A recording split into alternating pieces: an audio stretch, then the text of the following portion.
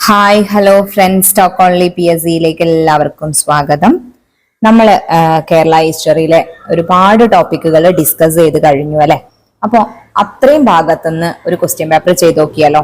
നമുക്ക് എത്രത്തോളം റീപ്രൊഡ്യൂസ് ചെയ്യാൻ പറ്റുന്നുണ്ട്, അല്ലെങ്കിൽ നമ്മുടെ ഔട്ട്പുട്ട് എത്രത്തോളം സ്ട്രോങ് ആണെന്ന് അറിയാൻ വേണ്ടിയിട്ട് എപ്പോഴും നമ്മൾ ക്വസ്റ്റ്യൻ പേപ്പറുകൾ സോൾവ് തന്നെയാണ് ചെയ്യാനുള്ളത്. അപ്പോൾ അത്തരത്തിലുള്ള ഒരു ക്വസ്റ്റ്യൻ പേപ്പർ ഇതാ നിങ്ങൾക്ക് വേണ്ടി പ്രിപ്പയർ ആയിട്ട് വന്നിട്ടുണ്ട്. അപ്പൊ നമ്മൾ ഇന്നത് ചെയ്തു നോക്കാൻ പോവാണ്. ഏകദേശം ഒരു 17ഓളം ടോപ്പിക്സുകൾ നമ്മൾ കേരള ഹിസ്റ്ററി, അതായത് സംഭവങ്ങൾ, പ്രക്ഷോഭങ്ങൾ, പരിഷ്കാരങ്ങൾ എന്ന് പറഞ്ഞ ഭാഗത്തുനിന്ന് നമ്മൾ ചെയ്തിട്ടുണ്ട്. അപ്പൊ ആ ഭാഗവുമായി, നമ്മൾ പഠിച്ചു കഴിഞ്ഞ ഭാഗവുമായി റിലേറ്റ് ചെയ്ത് വരുന്ന ക്വസ്റ്റ്യൻസുകളാണ് നമ്മൾ ഇന്ന് ചെയ്യാൻ പോകുന്നത്. എല്ലാവരും നന്നായി ബുക്കും പേപ്പറൊക്കെ പെന്നും പേപ്പറൊക്കെ എടുത്തിരിക്കുക. ഫസ്റ്റ് ക്വസ്റ്റ്യൻ വായിക്കുമ്പോൾ നിങ്ങൾ അതിന്റെ ഓപ്ഷൻ നിങ്ങൾക്ക് കിട്ടുന്നുണ്ടോ നോക്കുക. അതിന്റെ ശേഷം മാത്രം നിങ്ങൾ ആൻസറിലേക്ക് പോകാൻ പാടുള്ളൂ, അതായത് ആൻസർ നോക്കാൻ പാടുള്ളൂ. എന്നിട്ട് നിങ്ങൾക്ക് എത്ര എണ്ണം കിട്ടിയിട്ടുണ്ടെന്ന് നിങ്ങൾ കമന്റ് ചെയ്യാൻ മറക്കരുത് കേട്ടോ. അപ്പൊ സ്റ്റാർട്ട് ചെയ്യല്ലേ നമ്മൾ ഇന്നത്തെ ക്വസ്റ്റ്യൻ. ഫസ്റ്റ് ക്വസ്റ്റ്യൻ, പഴശ്ശി വിപ്ലവത്തെ തുടർന്ന് കളക്ടർ മേജർ മക്ലോയിഡ് ജില്ലയെ നിരായുധീകരിച്ചത് എന്ന്. പഴശ്ശി വിപ്ലവമൊക്കെ നമ്മൾ ഡിസ്കസ് ചെയ്ത് കഴിഞ്ഞതാണ്. അപ്പൊ ഏത് ദിവസമാണ് പഴശ്ശി വിപ്ലവത്തെ തുടർന്ന് കളക്ടർ മേജർ മക്ലോയിഡ്, ഓർത്തു വെക്കുക കേട്ടാ, ജില്ലയെ നിരായുധീകരിച്ചത് എന്നായിരുന്നു? Option A, B, C, D ഒക്കെ നോക്കുക. ഏതാണ് ഉത്തരം വരുന്നത്? കിട്ടിയോ? ഓപ്ഷൻ A 1802 ജനുവരിയിലാണ് പഴശ്ശി വിപ്ലവത്തെ തുടർന്ന് കളക്ടർ മേജർ മക്ലോയിഡ് ജില്ലയെ നിരായുധീകരിച്ചത്. 1802 ജനുവരി. സെക്കൻഡ് ക്വസ്റ്റ്യൻ, അസാധാരണനും അതുല്യനുമായ ഒരു വിശിഷ്ട വ്യക്തിയാണ് രാജാവ് എന്ന് പഴശ്ശിരാജയെ പറ്റി അഭിപ്രായപ്പെട്ട വ്യക്തി. ആരാണ് അസാധാരണനും അതുല്യനുമായ ഒരു വിശിഷ്ട വ്യക്തിയാണ് രാജാവ് എന്ന് അഭിപ്രായപ്പെട്ടത് പഴശ്ശിരാജാവിനെ കുറിച്ച്? Option A major McLeod, option B lieutenant Gordon, option C Thomas Harvey Baber, option D Lord Wellesley. ആരാണ് അങ്ങനെ അഭിപ്രായപ്പെട്ടത്? നമ്മൾ ഡിസ്കസ് ചെയ്തതാണ് ഇട്ടതെല്ലാം. Option C Thomas Harvey Baber ആണ് അങ്ങനെ പറഞ്ഞത്. ആരാണ്? Thomas Harvey Baber. Clear. Third question, Pazhassi കലാപ കാലഘട്ടത്തിൽ ആണ്ടുതോറുമായിരുന്ന പാട്ടം അയ്യാണ്ടു പാട്ടമാക്കി പുതുക്കി നൽകിയ വർഷം. ഇതൊക്കെ പെട്ടെന്ന് ഉത്തരം കിട്ടണം, കാരണം ഓപ്ഷനിലേക്ക് പോയാൽ ചിലപ്പോൾ നമുക്ക് കൺഫ്യൂസിങ് ആയിരിക്കും.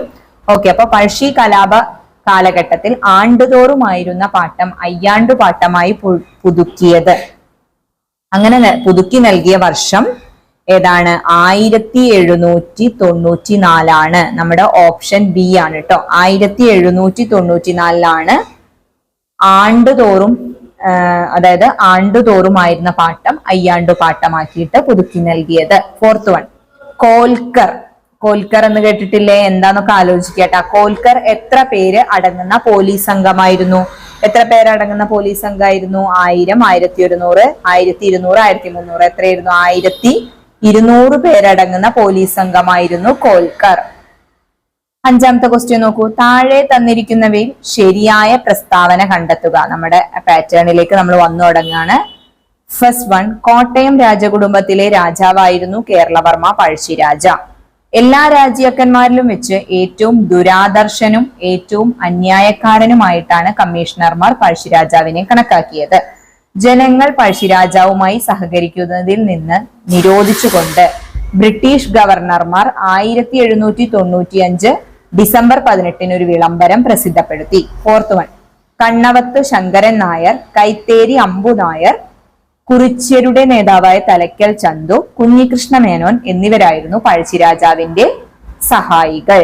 4 എണ്ണാണ്. 1, 2, 3, 4 4 സ്റ്റേറ്റ്മെന്റ്സ് തന്നിട്ടുണ്ട്. ഇതിൽ ശരിയായ പ്രസ്താവന കണ്ടെത്തുക എന്നതാണ് നമ്മുടെ ചോദ്യം. അപ്പൊ ഞാൻ എപ്പോഴും പറയാറുണ്ട്, ഈ ഭാഗം വരുമ്പോ ഇവിടെ നമ്മൾ ഇങ്ങനെ വരച്ചിടണം. ശരിയായതാണ് തെറ്റായതാണ് നമുക്ക് കറക്റ്റ് ആയിട്ട് മനസ്സിലാവണം. ഓപ്ഷനൊക്കെ വായിച്ചു കഴിഞ്ഞിട്ട് പെട്ടെന്ന് ആൻസറിലേക്ക് കടക്കണമെങ്കിൽ ഇത് ശരി പോയിട്ട് തെറ്റിലേക്ക് ഒന്നും കറപ്പിക്കാൻ പാടില്ല. അപ്പൊ വ്യക്തമായിട്ട് വായിച്ചു നോക്കുക.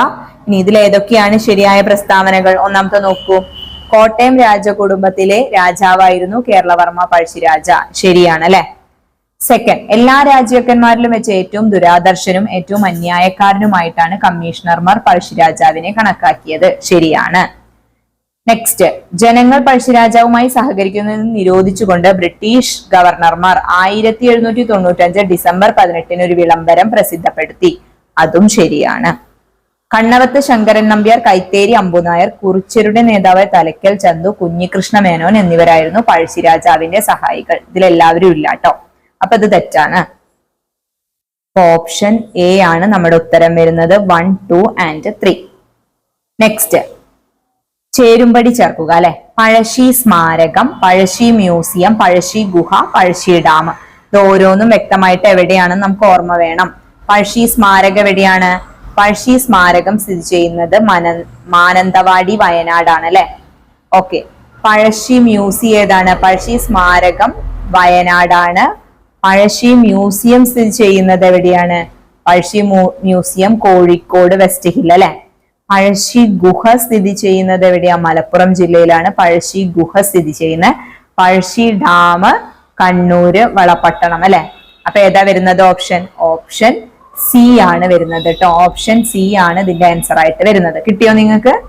നെക്സ്റ്റ്, പഴശ്ശിരാജ ചമയങ്ങളില്ലാതെ ആരുടെ കൃതിയാണ്? Pazhassiraja ചമയങ്ങളില്ലാതെ KN Kurup, Mundakayam Gopi, Sardar KM Panicker ഇവരാരുമല്ല. ആരുടെയാണ് പഴശ്ശിരാജ ചമയങ്ങളില്ലാതെ? കിട്ടിയോ? മുണ്ടക്കയം ഗോപിയുടെയാണ് പഴശ്ശിരാജ ചമയങ്ങളില്ലാതെ. ക്ലിയർ ആയല്ലോ? നെക്സ്റ്റ്, പഴശ്ശിരാജ എന്ന സിനിമ സംവിധാനം ചെയ്തത് ലെനിൻ രാജേന്ദ്രൻ, നവോദയ അപ്പച്ചൻ, ഹരിഹരൻ, കുഞ്ചാക്കോ. ആരാണ് പഴശ്ശിരാജ എന്ന സിനിമ സംവിധാനം ചെയ്തത്? കുഞ്ചാക്കോ ആണ് കേട്ടോ. പഴശ്ശിരാജ എന്ന് പറഞ്ഞ സിനിമ സംവിധാനം ചെയ്ത്. ഇപ്പോഴത്തെ പഴശ്ശിരാജ അല്ലേ, പണ്ടത്തെ പഴശ്ശിരാജ. നെക്സ്റ്റ്, സുഗന്ധ ദ്രവ്യത്തോട്ടമായ അഞ്ചരക്കണ്ടി സ്ഥിതി ചെയ്യുന്നത് ഏത് ജില്ലയിലാണ്? സുഗന്ധദ്രവ്യത്തോട്ടമായ അഞ്ചരക്കണ്ടി സ്ഥിതി ചെയ്യുന്നത് കണ്ണൂര്, കാസർഗോഡ്, വയനാട്, ഇടുക്കി. എവിടെയാണ്? കണ്ണൂര്. ഇത് പഴശ്ശിരാജാവിന്റെ കലാപവുമായി ബന്ധപ്പെട്ട് ഇതിന് ഇമ്പോർട്ടൻസ് ഉള്ളതുകൊണ്ടാണ് ഈ ഒരു ചോദ്യം വന്നത്. 10th one, ഒന്നാം പഴശ്ശി വിപ്ലവത്തെ തുടർന്ന് മലബാറിൽ വന്ന് രാജാവുമായി അനുരഞ്ജനത്തിന് കളമൊരുക്കിയ ജോനാഥൻ ഡങ്കൻ എവിടത്തെ ഗവർണറായിരുന്നു? തലശ്ശേരി, ബോംബെ, വയനാട്, കൽക്കട്ട. എവിടത്തെ ആയിരുന്നു? ബോംബെയിലത്തെ ആയിരുന്നു ട്ടാ.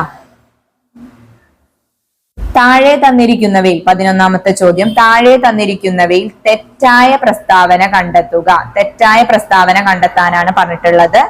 ഒന്നാമതായി തന്നുള്ളത്, പഴശ്ശി വിപ്ലവം അടിച്ചമർത്തപ്പെട്ടതിനു ശേഷം ബ്രിട്ടീഷുകാർ നേരിട്ട പ്രധാന വെല്ലുവിളി തിരുവിതാംകൂറിൽ വേലുത്തമ്പി ദളവയും കൊച്ചിയിൽ പാലിയത്തച്ഛനുമായിരുന്നു. ശരിയാണോ? തെറ്റായ പ്രസ്താവന കണ്ടെത്താനാണ് നമ്മളോട് പറഞ്ഞുള്ളത്. ശരിയാണ് അല്ലെ.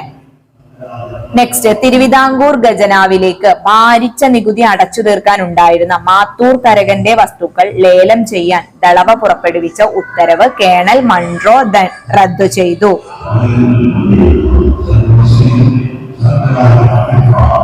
വായിച്ചോക്കാട്ടാ. തിരുവിതാംകൂർ ഖജനാവിലേക്ക് ഭാരിച്ച നികുതി അടച്ചു തീർക്കാനുണ്ടായിരുന്ന മാത്തൂർ തരകന്റെ വസ്തുക്കൾ ലേലം ചെയ്യാൻ ദളവ പുറപ്പെടുവിച്ച ഉത്തരവ് കേണൽ മൺട്രോ റദ്ദ് ചെയ്തു. അത് തെറ്റാണ്. Next, 1805 Thiruvithamkoor English east India കമ്പനിയുമായി ഉടമ്പടി ഉണ്ടാക്കുന്നതിൽ വേലുത്തമ്പി ദളവ പ്രധാന പങ്കുവഹിച്ചു. അത് ശരിയല്ലേ? അത് ശരിയാണ്. തിരുവിതാംകൂർ ദളവ കൊച്ചിയിലെ പ്രധാനമന്ത്രിയായിരുന്ന പാലിയത്തച്ഛനെ ഒരു ശത്രുവായിട്ടാണ് കണ്ടിരുന്നത്. അത് തെറ്റാണ്. അപ്പൊ നമ്മുടെ ഓപ്ഷൻ സി ആണ് വരിക. 2ഉം 4ഉമാണ് തെറ്റ്. നമ്മളോട് തെറ്റായ പ്രസ്താവന കണ്ടെത്തുക എന്നാണ് ഇവിടെ പറഞ്ഞിട്ടുള്ളത്. അപ്പൊ 2ഉം 4ഉമാണ് തെറ്റ് എന്ന് മനസ്സിലാക്കുക. ഓക്കെ. നെക്സ്റ്റ്, 12ാമത്തെ ചോദ്യത്തിലേക്ക് പോവാം. ചരിത്ര പ്രസിദ്ധമായ കുണ്ടറ വിളംബരം പ്രഖ്യാപിച്ചത് എന്ന്? ഇത് മലയാള മാസത്തിലാണ് തന്നിട്ടുള്ളത്. അപ്പൊ നിങ്ങൾ ആലോചിച്ച് വെക്കണം കേട്ടോ. അത് ചരിത്ര പ്രസിദ്ധമായ കുണ്ടറ വിളംബരം പ്രസിദ്ധീകരിച്ചത് എന്നാണ്? 984 മകരം 1-നാണ്. 984 മകരം 1-നാണ് ചരിത്ര പ്രസിദ്ധമായ കുണ്ടറ വിളംബരം പുറപ്പെടുവിച്ചത്. 13ാമത്തെ ചോദ്യത്തിലേക്ക് പോവാണ്. ശരിയായ പ്രസ്താവന തിരഞ്ഞെടുക്കുക. ശരിയായ പ്രസ്താവന തിരഞ്ഞെടുക്കാനാണ് പറഞ്ഞിട്ടുള്ളത്. നോക്കുക. വേലുത്തമ്പിയുടെ യഥാർത്ഥ നാമം വേലായുധൻ ചെമ്പകരാമൻ എന്നായിരുന്നു. ശരിയാണോ തെറ്റാണോ? ശരിയാണ് നമ്മളോട് കണ്ടെത്താൻ പറഞ്ഞിട്ടുള്ളത് കേട്ടോ. അപ്പൊ ശരിയാണെങ്കിൽ നിങ്ങൾ അവിടെ എഴുതി വെക്കുക നിങ്ങളുടെ ഉത്തരം കേട്ടോ.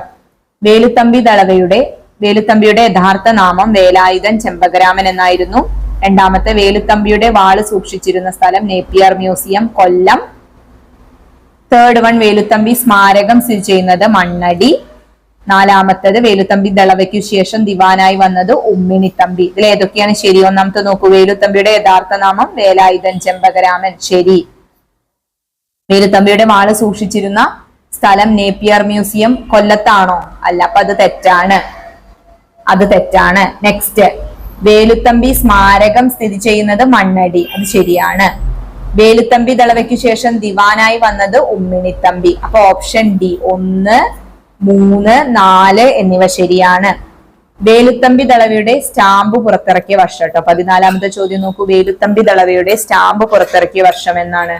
ഓർത്തു വെക്കുക, 2010 വേലുത്തമ്പി ദളവയുടെ സ്റ്റാമ്പ് പുറത്തിറങ്ങുന്നത്.